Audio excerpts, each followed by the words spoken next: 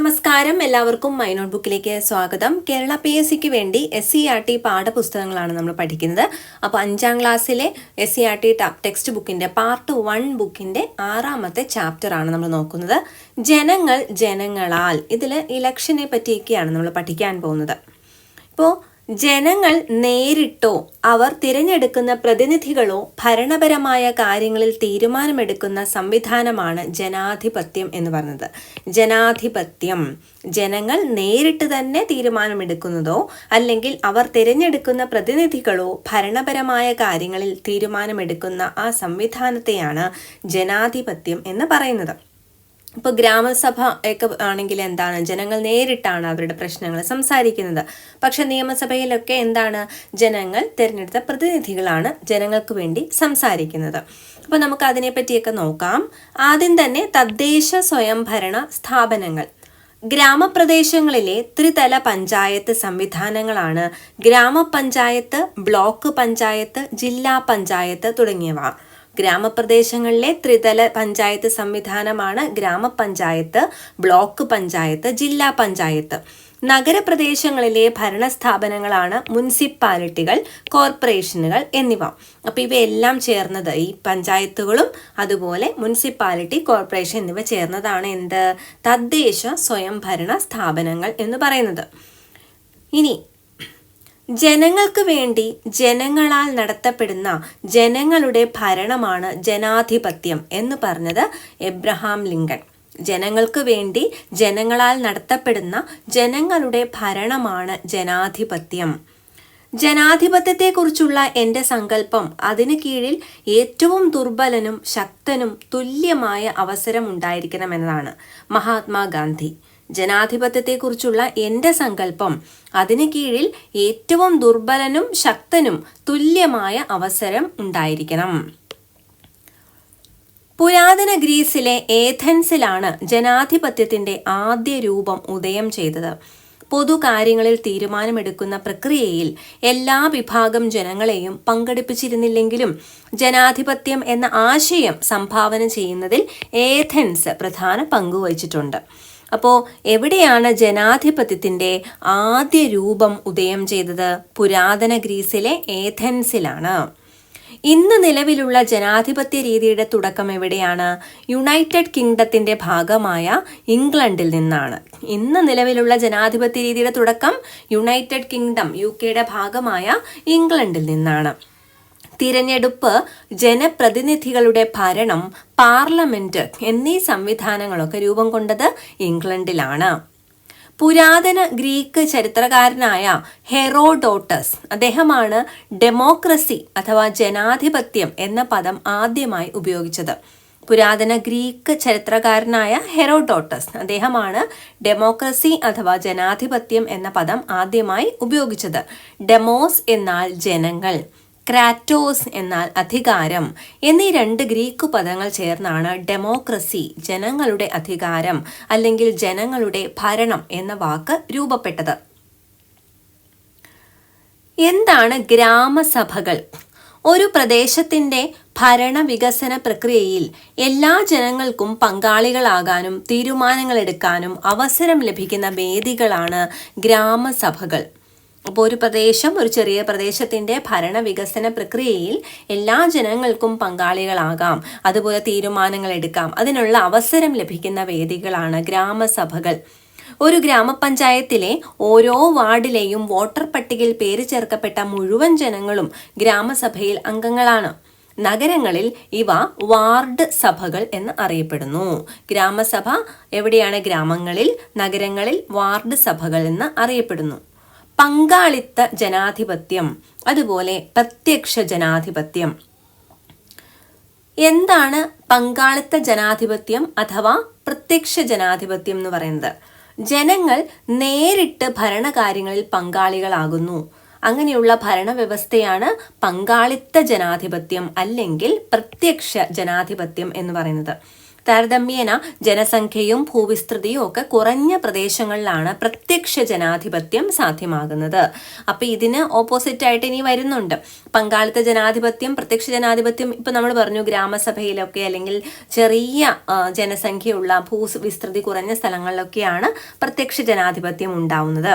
അപ്പൊ ഇതില് നിയമസഭയുടെ ചിത്രം കാണിച്ചിട്ടുണ്ട്.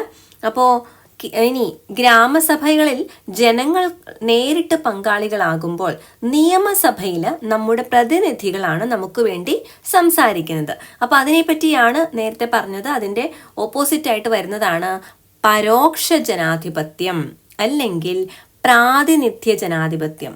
കുറച്ചു മുമ്പ് നമ്മൾ ഒരു വാക്ക് പറഞ്ഞു, പ്രാതിനിധ്യത്തിന് ഓപ്പോസിറ്റ് ആയിട്ട് എന്താണ് പറഞ്ഞത്? പങ്കാളിത്ത ജനാധിപത്യം എന്ന് നമ്മൾ പറഞ്ഞു അല്ലേ. അതാണ് ജനങ്ങൾക്ക് തീരുമാനമെടുക്കാൻ സാധിക്കുന്നത്. ജനപ്രതിനിധികൾ തിരഞ്ഞെടുക്കുന്നതാണ്, അല്ലെങ്കിൽ ജനപ്രതിനിധികളുടെ കാര്യമാണ് പറയുന്നത്. ഭരണത്തിന് അവർക്കാണ് അവകാശം, അല്ലെ അവർക്കാണ് അധികാരമുള്ളത് തീരുമാനങ്ങൾ എടുക്കാൻ. പ്രാതിനിധ്യ ജനാധിപത്യം, അതിന്റെ മറ്റൊരു പേരാണ് പരോക്ഷ ജനാധിപത്യം. ഇതിനു മുമ്പേ നമ്മൾ പഠിച്ചത് എന്തായിരുന്നു? പ്രത്യക്ഷ ജനാധിപത്യം. അതിന്റെ ഓപ്പോസിറ്റ് ആണ് ഇവിടെ വരുന്ന പരോക്ഷ ജനാധിപത്യം എന്ന് പറയുന്നത്. അപ്പൊ ജനങ്ങൾ തിരഞ്ഞെടുക്കുന്ന പ്രതിനിധികൾ ജനങ്ങൾക്ക് വേണ്ടി ഭരണം നടത്തുന്ന ജനാധിപത്യ രീതിയാണ് പരോക്ഷ ജനാധിപത്യം അല്ലെങ്കിൽ പ്രാതിനിധ്യ ജനാധിപത്യം. അപ്പോൾ ജനങ്ങൾ സ്വയം തീരുമാനങ്ങൾ എടുക്കുന്നതും അല്ലെങ്കിൽ ഭരണം നടത്തുന്നതും ജനങ്ങൾ തിരഞ്ഞെടുക്കുന്ന ആളുകൾ, ആ പ്രതിനിധികൾ ഭരണം നടത്തുന്നതും രണ്ടും ജനാധിപത്യം തന്നെയാണ്. ഒന്ന് പ്രത്യക്ഷ ജനാധിപത്യവും അടുത്തത് പരോക്ഷ ജനാധിപത്യവുമാണ്. ഇന്ത്യയെ പോലെ ജനസംഖ്യയും ഭൂവിസ്തൃതിയും കൂടിയ രാജ്യങ്ങളിൽ പ്രാതിനിധ്യ ജനാധിപത്യമാണ് പ്രായോഗികമായിട്ടുള്ളത്. ജനാധിപത്യത്തിന്റെ സവിശേഷതകൾ. ജനാധിപത്യ സംവിധാനത്തിൽ ജനങ്ങൾക്കാണ് പരമമായ അധികാരം. സ്വതന്ത്രവും നീതിപൂർവവുമായ തിരഞ്ഞെടുപ്പ്, ഗവൺമെന്റിനെ വിമർശനങ്ങളിലൂടെ മെച്ചപ്പെടുത്താൻ സഹായിക്കുന്ന പ്രതിപക്ഷമുണ്ടായിരിക്കും. നിയമത്തിന് മുന്നിൽ എല്ലാവർക്കും തുല്യത ഉറപ്പുവരുത്തുന്ന നിയമവാഴ്ചയുണ്ട്. ജനങ്ങളെയും ഭരണകൂടത്തെയും തമ്മിൽ ബന്ധിപ്പിക്കാൻ സഹായിക്കുന്ന സ്വതന്ത്ര വാർത്താ മാധ്യമങ്ങൾ, സ്വതന്ത്രവും നിഷ്പക്ഷവുമായ നീതിന്യായ വ്യവസ്ഥ. ഇതൊക്കെയാണ് ജനാധിപത്യത്തിന്റെ സവിശേഷതകൾ. ഇനി എന്താണ് സാർവത്രിക പ്രായപൂർത്തി വോട്ടവകാശം? യാതൊരു വിവേചനങ്ങളുമില്ലാതെ നിശ്ചിത പ്രായം പൂർത്തിയാക്കിയ എല്ലാവർക്കും തിരഞ്ഞെടുപ്പിൽ വോട്ട് ചെയ്യാനുള്ള അവകാശത്തെയാണ് സാർവത്രിക പ്രായപൂർത്തി വോട്ടവകാശം എന്ന് പറയുന്നത്. 1989 വരെ ഇന്ത്യയിൽ വോട്ടവകാശത്തിനുള്ള പ്രായം 21 വയസ്സായിരുന്നു. ഇപ്പോൾ അത് 18 വയസ്സാണ്. വോട്ടവകാശം 18 വയസ്സ് മുതലാണ്. നമ്മുടെ രാജ്യത്തെ തിരഞ്ഞെടുപ്പുകളും ഇതുപോലെ വിവിധ ഘട്ടങ്ങളിലൂടെയാണ് കടന്നു പോകുന്നത്. ഏതൊക്കെയാണ് ഈ വിവിധ ഘട്ടങ്ങൾ എന്ന് നോക്കാം.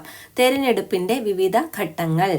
ആദ്യം തിരഞ്ഞെടുപ്പ് ഉദ്യോഗസ്ഥരെ നിയമിക്കൽ, തിരഞ്ഞെടുപ്പ് വിജ്ഞാപനം, നാമനിർദ്ദേശ പത്രിക സമർപ്പിക്കൽ, പത്രിക സൂക്ഷ്മ പരിശോധന, നാമനിർദ്ദേശ പത്രിക പിൻവലിക്കൽ, തിരഞ്ഞെടുപ്പ് പ്രചരണം, വോട്ടെടുപ്പ്, വോട്ടെണ്ണലും ഫലപ്രഖ്യാപനവും.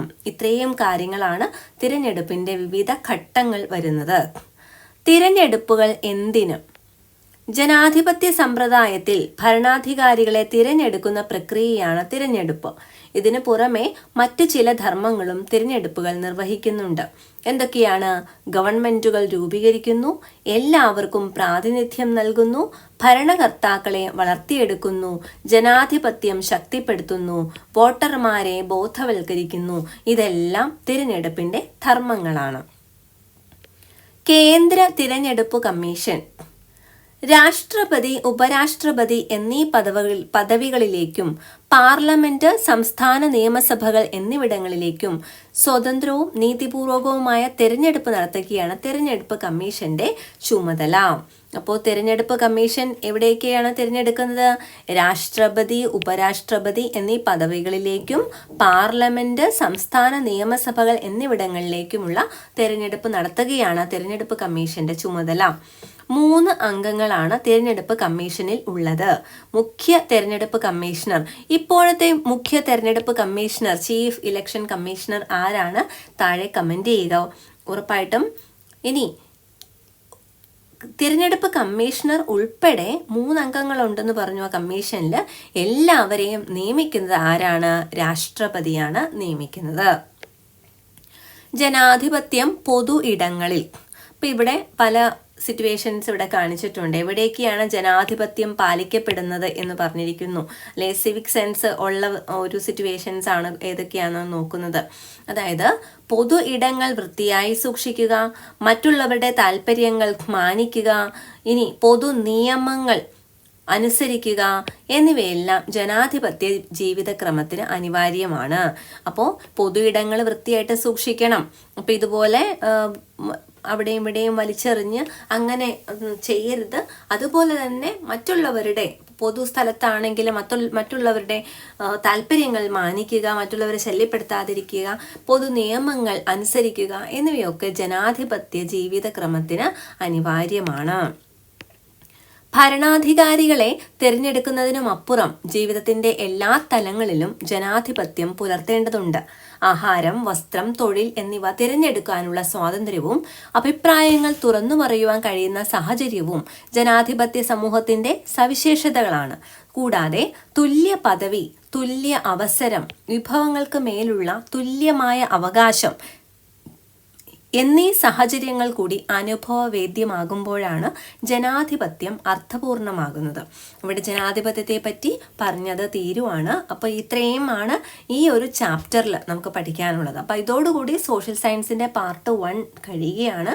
ഇനി പാർട്ട് 2 5th സ്റ്റാൻഡേർഡിൽ, അതുപോലെ ഇനി 6th അങ്ങനെ 10th വരെയുള്ള ചാപ്റ്റേഴ്സാണ് നമ്മൾ ചെയ്യാൻ പോകുന്നത്. അപ്പോൾ ഇത് പുതിയ NCERT ആണ് 5ാം ക്ലാസ്സിലെ ഇപ്പോൾ നമ്മൾ പഠിച്ചുകൊണ്ടിരിക്കുന്നത്. ഇനി സയൻസിൻ്റെ ഒരു പ്ലേലിസ്റ്റും കൂടി ക്രിയേറ്റ് ചെയ്യുന്നുണ്ട്. അപ്പോൾ സയൻസിൻ്റെയും 5ാം ക്ലാസ്സിലെ ചാപ്റ്റർ നമുക്ക് പഠിക്കാം.